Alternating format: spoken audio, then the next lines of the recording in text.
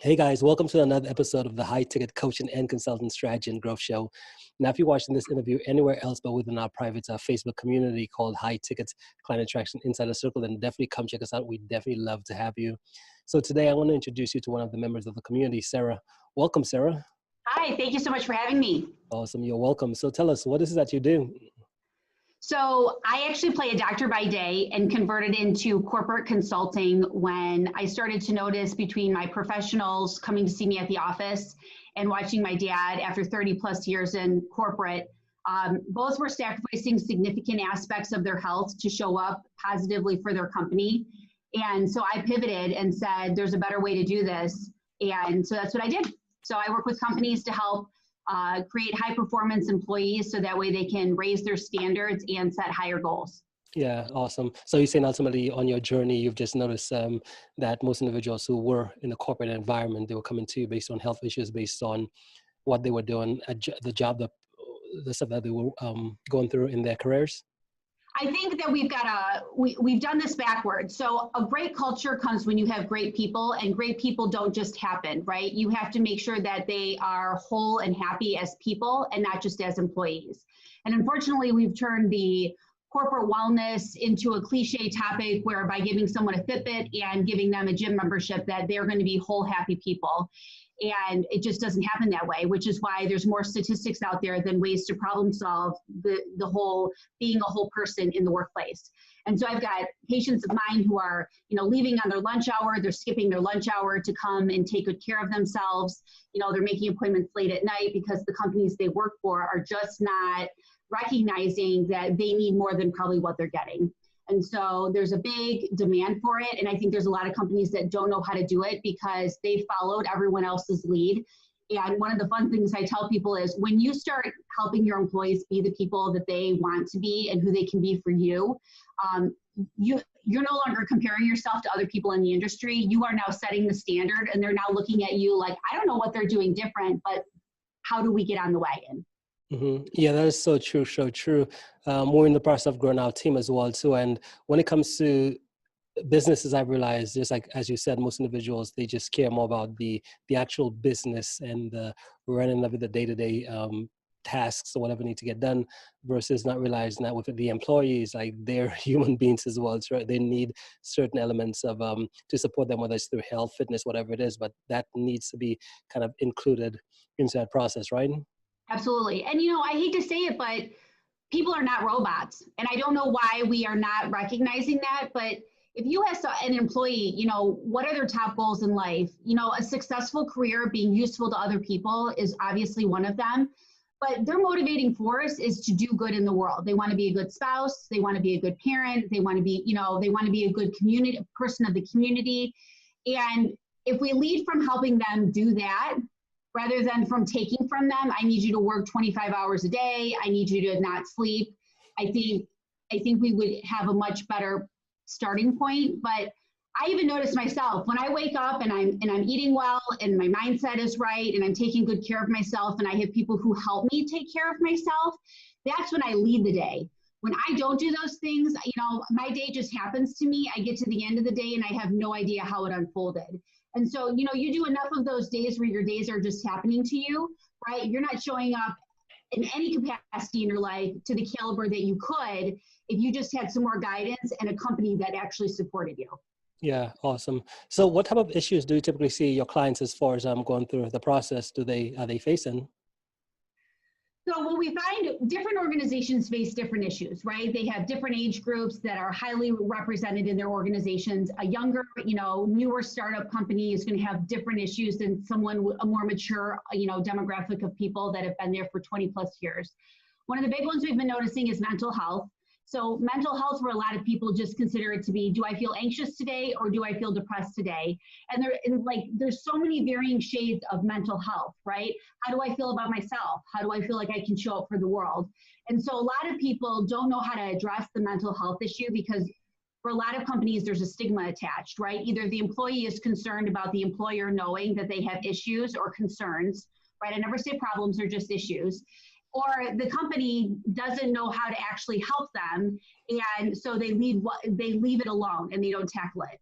Another big one is company balance. So how do people feel like they can be supportive in your company without feeling like they're on 24 hours a day, right? So companies who, mandatory cell phones on all the time and conference calls, depending on where your culture is as far as leading into people, you need to figure out how to allow people to have their personal time be personal and their professional time be professional. And then the other most critical issue is not only how do you give people resources, but how do you actually help them be better people, right? How do you feed into them in a way that you get to be the best version of you and I get to be the best version of me? And collectively, when we all show up that way, I mean, like, you're not just talking about marginal increases, you're talking about like major exponential growth. Mm-hmm. Awesome, love it. So what about your own journey as well too? How long did it take you to make that shift to now saying working with corporations? So if you had asked me when I became a doctor if I ever thought I was going to shift to corporate, I would have said no way. After watching my dad's journey, and to be honest with you, there's so many people that are leaving the corporate world that when they come across someone who's like motivated and excited and inspired and going toward corporate, they're like, what am I missing that this girl is figuring out? So it's just been in the last probably 5 or 6 years that I just started really leaning into companies on how to better serve them.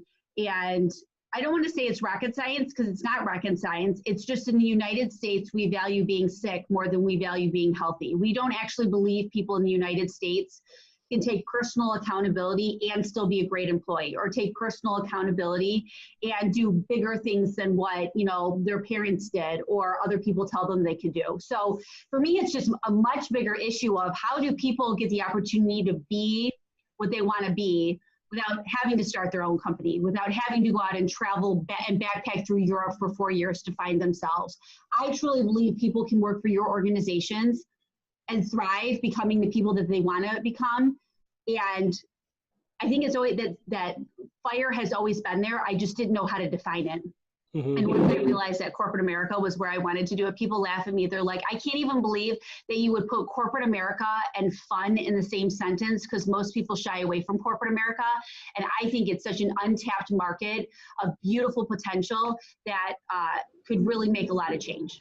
Mm-hmm. Awesome. How did you, when you worked before, how did that look for you? Were you in an office? Do you run your own practice as well too? Or how did that look for you? So I am in private practice. So when I graduated, I went into private practice with my brother-in-law. And so we've been practicing together for about 10 years. Mm-hmm. And so I've got to see people individually grow, but also kind of their journey as far as seeing how the environment they're in is either helping them positively or negatively impacting them.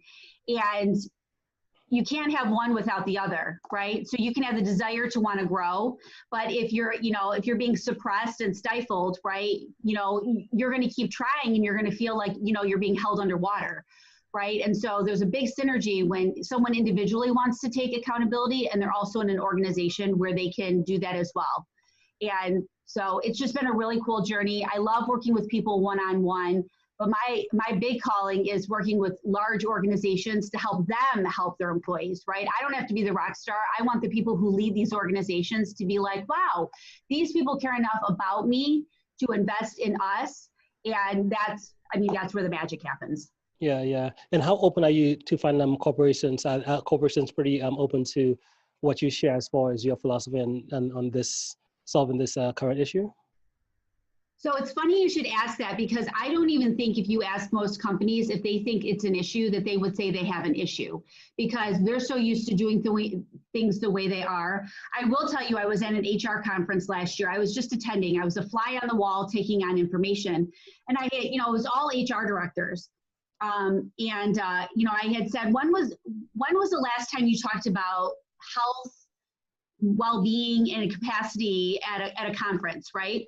It was a big conference. There was probably 1,000 people there. And they said the only time we actually talk about like people's health is when we talk about benefits. And so there is a large stigma about how do we shift a company from here are your corporate benefits, here's what your copay is, here's what your deductible is, to like the actual scope of health to the point where you can actually use it. I mean, if someone's going to use their health benefits, they're not they're not using them usually in a healthy way, right? There's an emergency that comes up, an emergency doctor's appointment. So for companies, I think it's intriguing because I think they've been thinking it all along. How do we raise our employee standards expectations so that we can actually reach our goals rather than lowering our expectations because we can't figure out how to help our employees?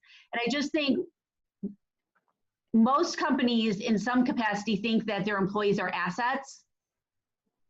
But at the same time, saying that I have employees that are assets and engaging with them as if they're assets are two totally different worlds.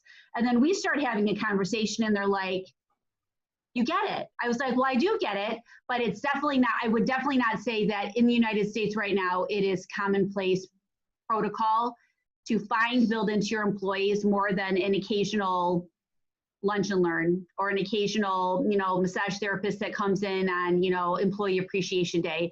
And it just doesn't cut it, right? You don't just occasionally check in with your kids. You don't just occasionally check in with your spouse. You are on a constant mission to make sure you're checking in with them. Employees are no different. Yeah, that's so powerful as well too. And that's the same thing because what we do in our own business, we help we mostly work with coaches, consultants, the entrepreneurs, helping them package up the knowledge into high ticket programs and basically building a business online.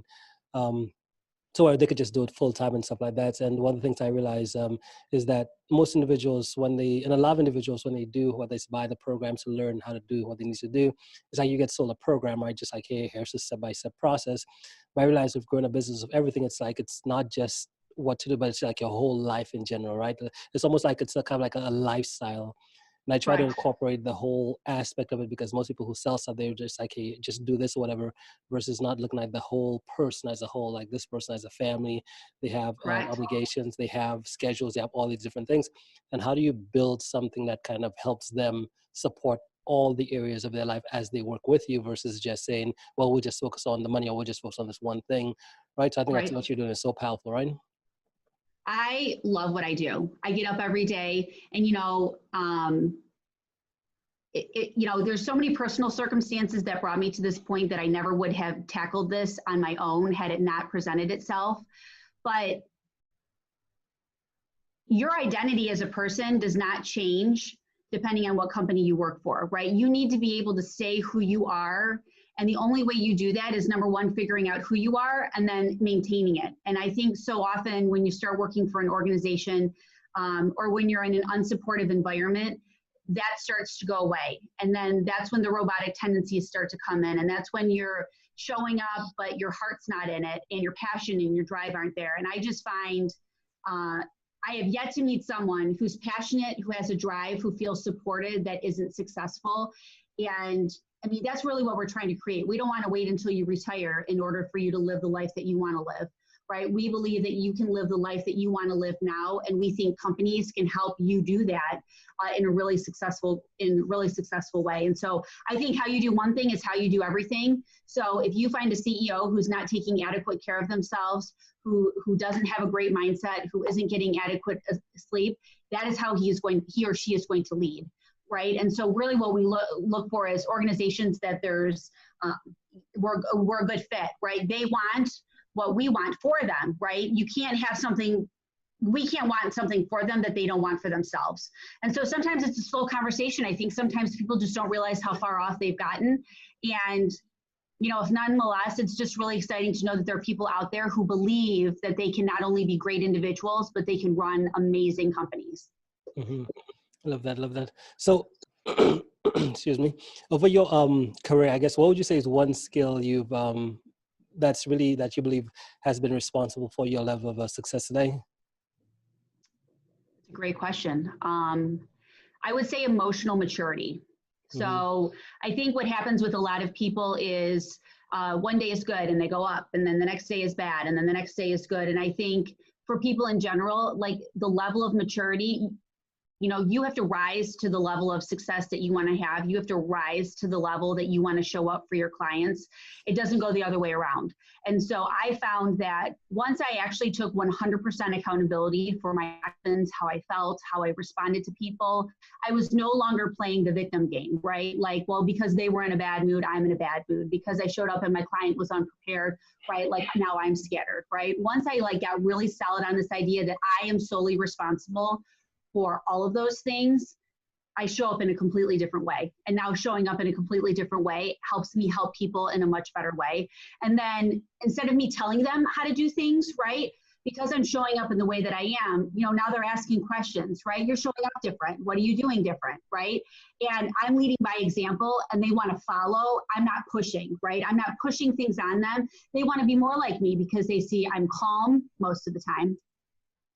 I'm confident and, you know, recognize this ebb and flow that people are people and that we just need to take things as they come because it's definitely not a 90-degree angle all the time. And when you work with people, you have to be adaptable. And you can't be adaptable when you have no emotional maturity and you can't recognize that the day will ebb and flow and be even more successful than it would have been if you know, something else happened or it took a different turn. So I would definitely say emotional maturity. Yeah, awesome. What about habits, right? What's one habit you believe that if anyone incorporated, it will help them create the success that they want? I think predictable momentum. You have to get so clear on your habits on a day-to-day basis that regardless of whether you feel like it or whether you don't feel like it, you are consistent with it. Like I have a morning routine. I do this morning routine whether I feel like it, whether I don't feel like it, whether I slept well, whether I'm mad at someone. It sets the trajectory for the rest of my day. And so I would say habits. You cannot build the life that you want by being inconsistent in anything. You have to get very deliberate with what makes you feel good, what keeps you on point with things, and what keeps you able to serve in a higher capacity for other people. Awesome. And the next question I have is as far as books wise, right? So whether it's books, podcasts, how do you consume information? What's your process? So if you had asked me 10 years ago, I would have never touched a book again, right? I was so overdone consuming textbooks for testing purposes and boards and all of that. I really like podcasts, to be honest with you. I think it's a really great way to consume information when you can't be doing anything else. When I'm in the car, before I go to bed, I really love listening to podcasts. It helps calm me down. Sometimes, you know, when I'm starting the day, making breakfast, I'll put them on in the background. But since I try and leave my electronics an hour before I go to bed, just to help shut my brain off, I will pull out books and I'll go a chapter at a time. But I would definitely say podcasts, but I'm very selective because I have a tendency to pick, right? And what I needed to do is get very specific on one and listen to that. And then if I decided I either needed to pivot or I needed, you know, a different sort of information based on what was going on in life, I'd pivot. But I don't want to overconsume either. So, you know, some days that depends. Some days I'll listen to one podcast, sometimes that's two. Some days I only get a half podcast in and I realize that today is not the day for me to consume more information. It's the day for me to just kind of sit with what I've got. But I would definitely say podcasts. Awesome. Love it. Love it. So what's that core message you want to leave the audience with here today?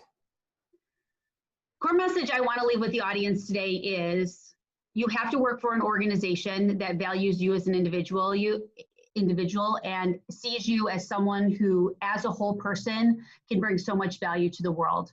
And I think that you have value, I think I have value, and no matter whether you are working at an entry-level position, you work at a C-level, I think everybody has value within an organization. And I genuinely believe that we can do it. We can do wholeness as a person in a better way. Love it. Love it. Well, thank you so much, Sara. So if someone wanted to reach out, what's the best way for them to be able to connect? So I have a Facebook group, Dr. Sara Whedon. They can follow me. I have a personal Facebook page. And, you know, I think I sent over all of our information as far as email address and contact information, should you want to share that with them. But you can find me anywhere. Our company name is Axiom Wellness. And so, you know, info@axiomwellness.com will also get you information over to us. Awesome, Sara. And guys, if you're watching this on a live on the replay, all the links Sara mentioned here to connect with her, they will either be right above or below this video. So you should be able to just click and get connected right to her. Awesome, Sara. Well, hey, thank you so much for making the time to be here today. Do you have any final thoughts before we end? Just that I think you're awesome. And I think that you just lead with such a servant's heart, and that's such a rarity these days. So I'm very grateful for you, and thank you for the opportunity. Awesome. Thank you. Thank you.